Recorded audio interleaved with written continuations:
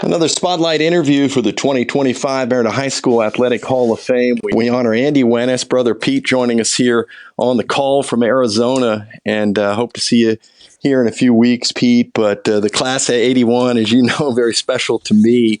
But I think about the Wentis family and getting to watch you play football, and I wondered about that Wentis family, and I think it's Steve, Missy, Pete, Andy in order, and you might correct me there. Correct.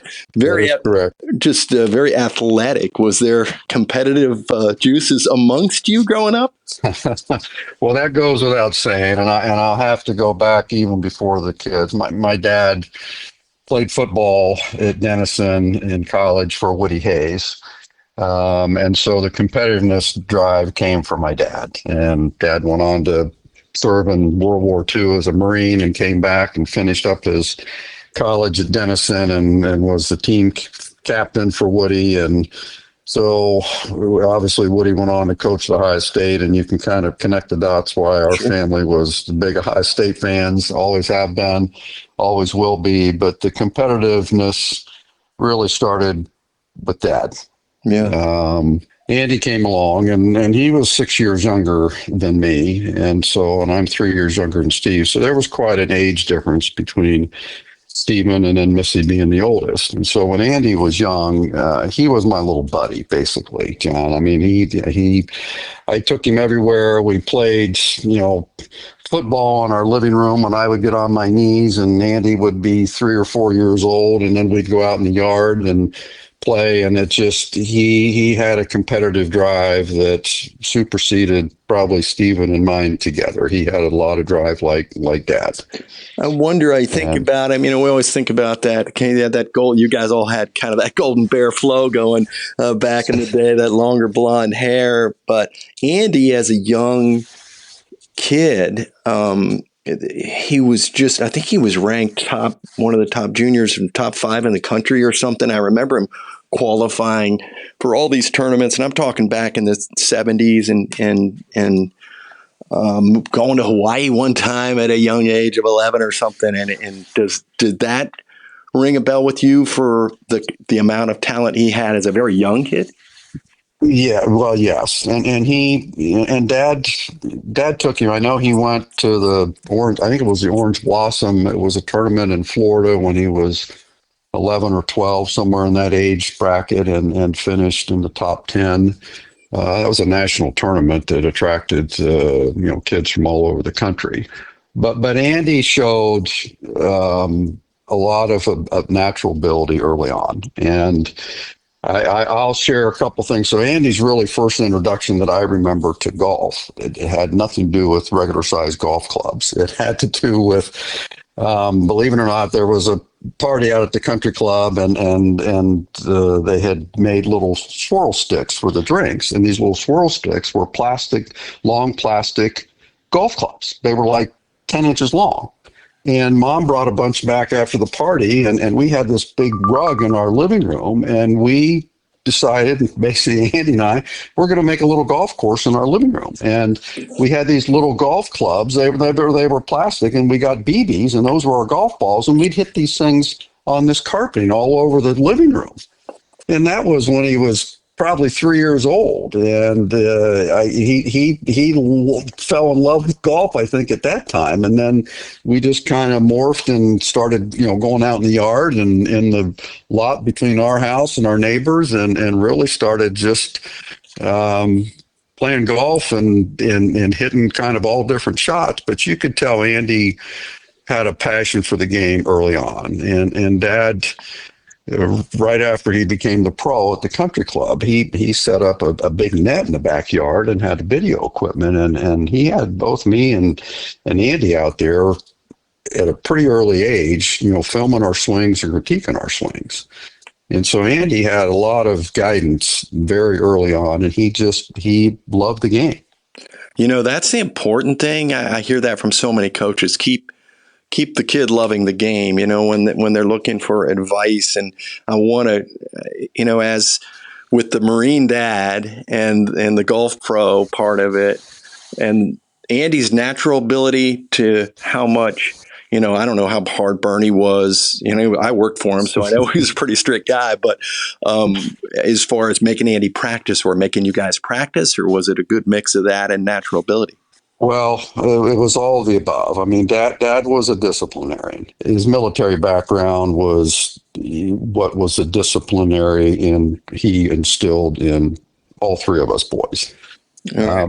But he and I think being the middle of the three boys, Stephen had a lot of fun doing what he did, but he wasn't that committed. I was a bit more committed and still like to have fun. But Andy had the talents and Andy had the attitude, and he saw it was fun. And we just it wasn't work. Andy beat balls till wee hours of the night many times into that net, but he enjoyed it. He loved it. He had a passion for it.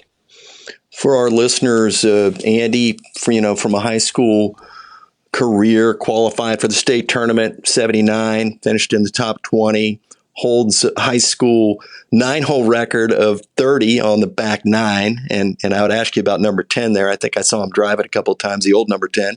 3-year varsity letterman, and according to Coach Matheny, the medalist in every, if not every, almost every match that he played in as a junior and a senior, and then medalist at the sectional tournament his junior and senior years, and in the regional tournament his junior year, and then all COL 3 years. And that was the old league that you're familiar with, Pete, and that was very competitive. Well, it was that COL included Upper Arlington, which was Columbus, Lancaster, Newark, Chillicothe, Zanesville, and Marietta. And we were by far the smallest school in that conference. And I know, when I played 6 years before Andy, I mean, it was that league.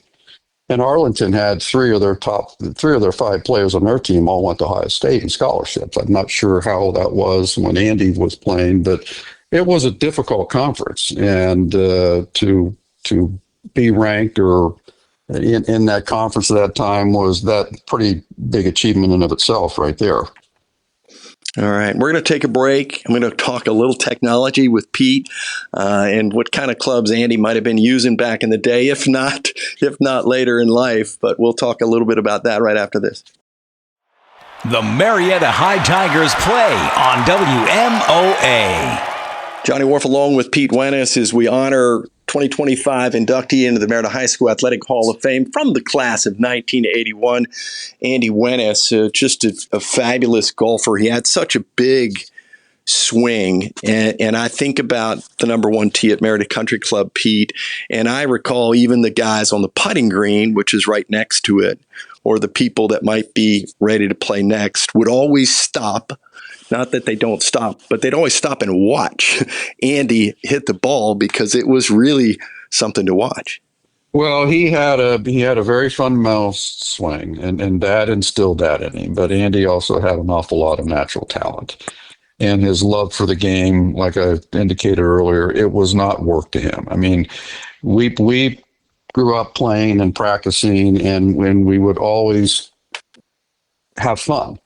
For example, we've got 9 holes on the lower front and 9 holes in the back, but Andy and I would play. We may start out from 1 tee and hit it to 4 green, or just we made our own holes within the golf course itself just to spice things up and just to make it fun. And it was never work to him, to Andy. He was creative. And he really knew, he knew in his heart he was talented. He didn't boast about it. I think he was probably, not because he's my brother, but he was very humble about his abilities. He was not braggadocious verbally. He let his clubs do the talking.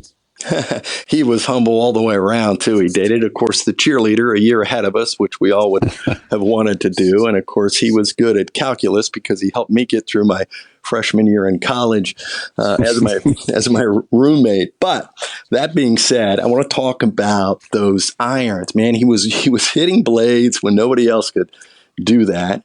I saw him hit 1 iron. I don't think of 1 iron that much, but he always had a 2 iron. And then I'm guessing it was persimmon back then, right? It did not. Yes, it was persimmon. All the woods were persimmon. The steel head drivers had not come into production yet. And then on a personal note, Pete and Mark Weil knew, the only guy probably still playing with a blade putter. I had the old original Palmer or a Palmer original from back in the day, and Mark Weil allowed me to have the Wilson A202 of Andy out of Andy's bag. And so that's what I play with now, Andy's putter. And I'll share another personal note is that, last time maybe I saw you, we were out at number 17 when we honored Andy out there. And that plaque is there. But yes, my kids, to pass along Andy to a generation, have heard enough stories that they tap the grip of their putter on that every time, and they know what it's for. They say that is for gratitude of the birdie you just made or luck for the next one you're going to make. So that's what they do every time. That's awesome. That's awesome. Well, to go back even a little further, before those blades, I putted with a bullseye. Andy started putting with a bullseye when he first started playing the game. And so those were the putters, pretty popular putters in the day, and then morphed into blades. And the technology today is so superior to what it was 25 or 30, 40 years ago. But truth be told, we all started with bullseye putters. All right. So much fun to reminisce. And I know there's so much more to talk about. We appreciate you allowing us and sharing with us to honor the Andy Wentis, great golfer, great friend, and appreciate the time with us and look forward to seeing you back here.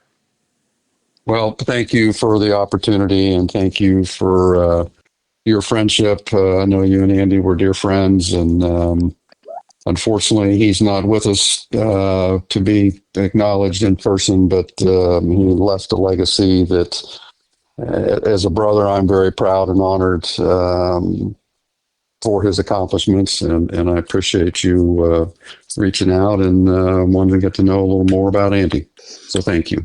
All right, Pete Wentis calling us from Arizona, and award ceremonies coming up in the middle of October, the 12th on a Saturday. We'll honor the class of 1981 amongst the other inductees on that night and the Friday night football game prior to thereof.